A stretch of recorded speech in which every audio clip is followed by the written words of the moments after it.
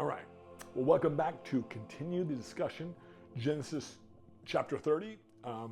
So we'll start now with Genesis. Okay, so Genesis 30 is loud. It's crowded with voices. Rachel cries, Leah's prayers, Jacob's frustration, and Laban's schemes.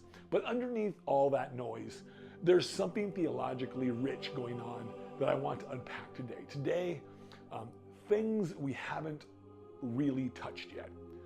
Let's start with something surprising. God is silent in most of the chapter, but profoundly active.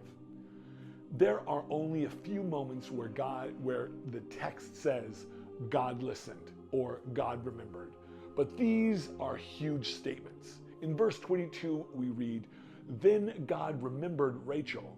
That word remembered in Hebrew, zakar, doesn't mean he forgot. It means God acted on the covenant promise. It's the same word used when God remembered Noah and began to dry up the floodwaters. It signals a turning point.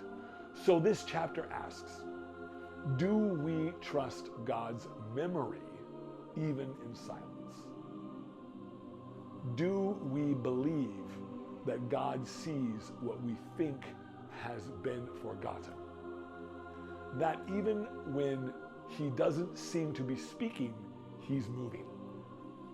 Now let's talk about mandrakes. That strange moment where Reuben finds mandrakes and Leah trades them to Rachel for a night with Jacob. It's not just weird folklore. Mandrakes were considered fertility herbs in the ancient world.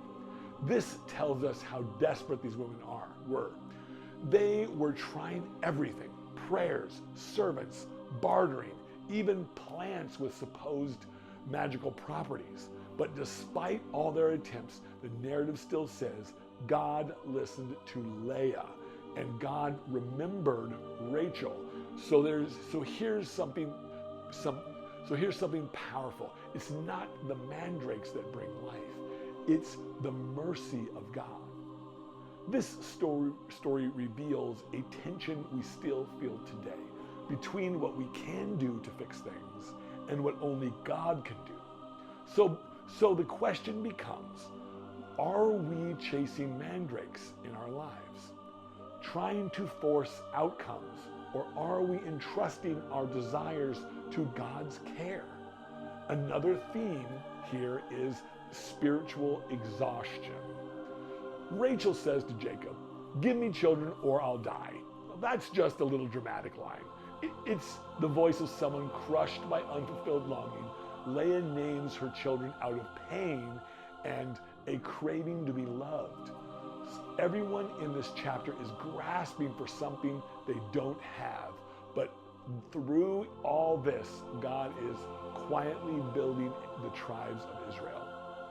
And that's the key. Even when motives are messy and hearts are tired, God is forming something sacred. So let's look at the livestock story near the end. It's easy to gloss over Jacob's stripped sticks and spotted sheep, but the takeaway isn't about animal husbandry. It's about providence. Jacob uses unconventional methods, but the real force behind the prosperity is this: God has taken away your father's livestock and given them to me. This is divine justice. Jacob had been exploited and cheated for years, but now God turns the tables, not through confrontation, but through a slow, quiet rebalancing. That should encourage us. Sometimes justice doesn't come through loud battles. Sometimes it comes through faithful endurance and divine reversal. So if you're in a season of silence, if your prayers feel like echoes, if your efforts feel fruitless, remember Genesis 30. God is not idle. He's weaving redemption in the background. He's working even through rivalry, weariness, and unexpected means. And just like Rachel and Leah, he will meet us wherever we're at. With grace, that doesn't depend on getting everything right.